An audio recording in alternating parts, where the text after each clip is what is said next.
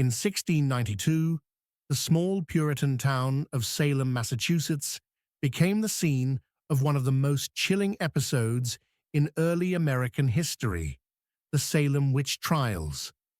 What began with a few mysterious fits among young girls soon exploded into a wave of fear and accusation that consumed an entire community.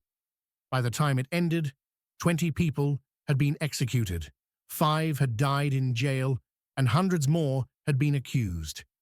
It was a story of faith, fear, and the dangerous power of mass hysteria. The Puritans who settled in New England believed that life was a constant struggle between God and the devil. They viewed the world as a battlefield for good and evil, where the devil was an active presence trying to tempt the faithful away from God. Life in Salem Village was strict, religious, and tense.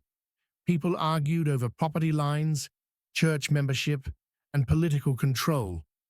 Many resented the new minister, Reverend Samuel Parris, for his harsh sermons and demands for higher pay.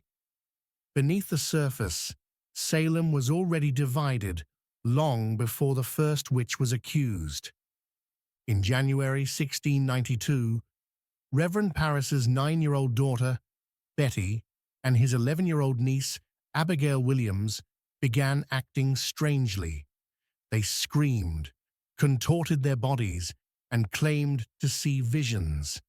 When a local doctor found no physical cause, he concluded that the girls were bewitched. Soon, several other young girls in Salem began showing similar symptoms. In a community that firmly believed in the supernatural, this was enough to set off panic. Under pressure to name their tormentors, the girls accused 3 women: Tituba, Reverend Parris's enslaved servant; Sarah Good, a homeless beggar; and Sarah Osborne, an elderly woman who had rarely attended church. These 3 outcasts were easy targets. During interrogation, Tituba confessed that the devil had visited her and that there were other witches in Salem. Whether out of fear or coercion, her confession helped ignite the hysteria. The town now believed that witchcraft had invaded their midst. As news of the bewitchment spread, accusations multiplied. People pointed fingers at neighbors, friends, and even family members. Personal grudges and property disputes became deadly weapons. The court accepted spectral evidence, which meant that a person could be convicted based on claims that their spirit appeared in dreams or visions. With such loose standards, no one was safe. By the spring of 1692, the jails were overflowing with the accused. In June, the Special Court of Oyer and Terminer convened in Salem to handle the growing crisis. The first to be tried was Bridget Bishop, known for her independent attitude and colorful clothes. She was found guilty and hanged on June 10, 1692. Her death marked the beginning of a brutal wave of executions. Over the following months, 19 more people were hanged, and one man, Giles Corey, was pressed to death with heavy stones for refusing to enter a plea. Even animals were accused of witchcraft. Fear had completely overtaken reason. By late 1692, cracks began to appear in the hysteria. Some prominent ministers, including Increase Mather and his son Cotton Mather, began questioning the use of spectral evidence. They warned that it was better for 10 witches to escape than for one innocent person to die. Public opinion slowly turned as more respected citizens were accused. When the wife of Governor William Phips was named as a witch, the governor finally intervened. He disbanded the special court and replaced it with one that rejected spectral evidence. The executions stopped, and the remaining prisoners were gradually released.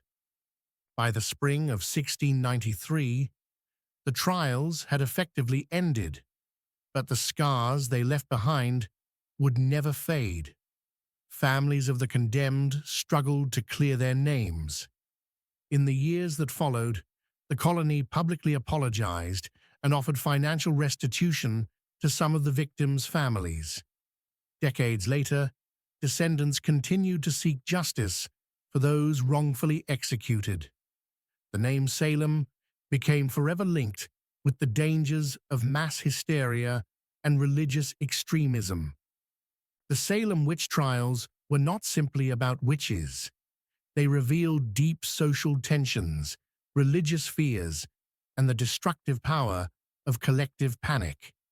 They showed how easily ordinary people could be swept up in fear and how quickly a community could turn against itself when reason gives way to emotion. In less than a year, an entire town descended into chaos, driven by suspicion, guilt, and superstition. Today, more than 3 centuries later, the Salem Witch Trials remain one of the most studied and haunting events in American history. They remind us of how fragile justice can be, how easily fear can distort truth, and how quickly the search for purity can become a weapon of destruction. The people of Salem believed they were protecting their community from evil, yet they became victims of their own fear. Their story endures as a warning of what can happen when fear replaces reason and when justice bows to hysteria.